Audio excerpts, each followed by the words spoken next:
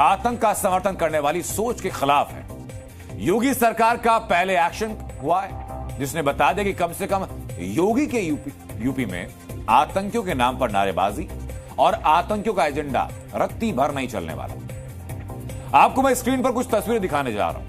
ये तस्वीरें उत्तर प्रदेश के अमेठी की हैं, जहां महज 24 घंटे पहले आतंकी संगठन हिजबुल्लाह के कमांडर नसरल्लाह की मौत पर एक जुलूस निकाला गया। इस जुलूस में सिर्फ पुरुष ही नहीं, महिलाएं भी शामिल हुई, बच्चे भी शामिल हुए।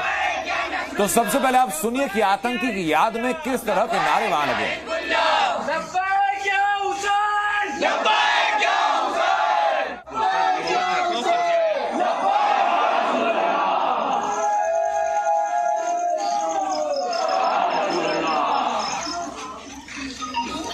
लब्बैक या नसरल्लाह, लब्बैक या हिजबुल्लाह, ये नारे अमेठी के जुलूस में लगाए गए। नारेबाजी करने वालों के साथ योगी की पुलिस ने क्या किया अब मैं आपको बताऊंगा, लेकिन उसके पहले जो नारे लगाए जा रहे हैं, यानी लब्बैक का मतलब क्या है ये समझिए। जो कभी कट्टरपंथियों तो कभी आतंकियों और कभी आतंक का समर्थन करने वालों की भीड़ में अक्सर सुनाई में आता है। लब्बैक अरबी भाषा का शब्द है, मतलब होता है आई एम हियर, यानी मैं यहां हूं। बोलचाल की भाषा में जब जब लब्बैक बोला जाता है तो उसका मतलब होता है कि मैं आपके साथ हूं, और यही नारा दिया गया। यही अमेठी में निकले जुलूस में हुआ है। बार बार चिल्ला करके बताया गया कि यह भीड़ हिजबुल्लाह के साथ है, यह भीड़ नसरल्लाह के साथ। आतंक का समर्थन किया गया तो योगी की पुलिस भी एक्टिव हुई, एक्शन लिया गया और लब्बैक हिजबुल्लाह चिल्लाने वाले पहुंचा दिए गए हवालात के अंदर।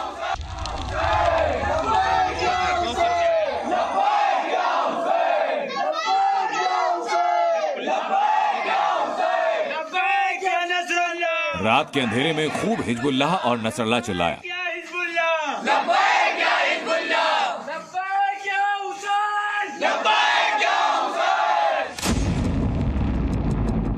लेकिन सुबह जब नींद खुली तो सामने खड़ी थी पुलिस। अमेठी में आतंक का समर्थन करती इस नारेबाजी पर यूपी पुलिस ने कार्रवाई कर दी। अमेठी पुलिस ने 40 अज्ञात लोगों के खिलाफ केस दर्ज किया, 11 नामजद लोगों के खिलाफ मुकदमा हुआ और 4 को पुलिस ने पकड़ लिया।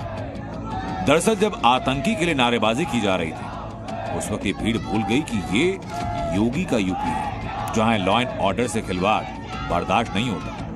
एक पुलिस वाला मौके पर था जो पूरी भीड़ की वीडियोग्राफी कर रहा था, और इसी वीडियो के आधार पर आरोपियों की पहचान भी हुई और हवालात भी पहुंचाया गया।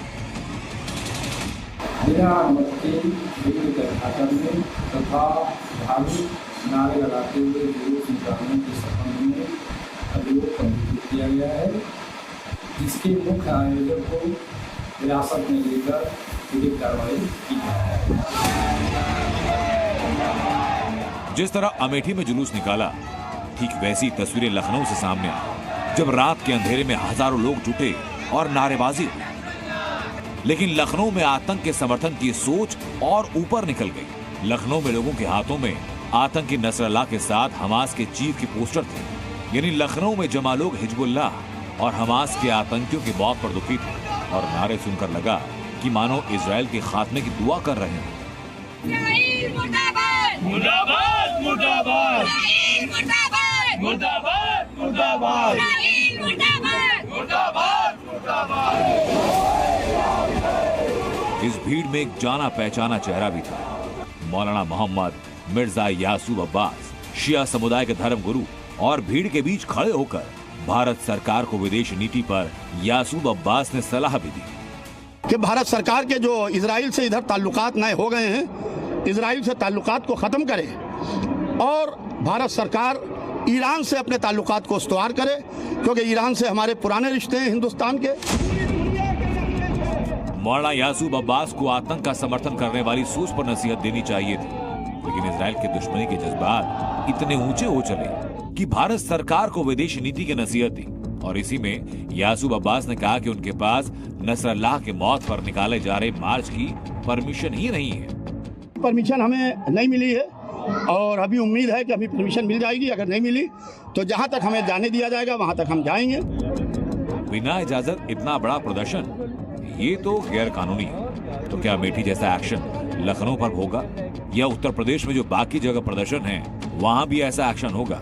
क्या योगी सरकार आतंक के समर्थन वाली हर सोच पर हर जगह एक्शन लेगी? इस सवाल का जवाब पूछा गया सीधा यूपी सरकार से। अब एक आतंकवादी के लिए उसके मातम मनाना, छाती पीटना और उसके बाद मातम मना करके शांति मार्च निकालना, ये दोनों बातें विरोधाभासी हैं। योगी सरकार ने साफ किया कि उत्तर प्रदेश में कोई भी आतंक के समर्थन वाली सोच को फैलाएगा, लब्बैक हिज़्बुल्लाह या लब्बैक हमास चिल्लाएगा तो बख्शा तो नहीं जाएगा। ये रिपोर्ट जी मीडिया।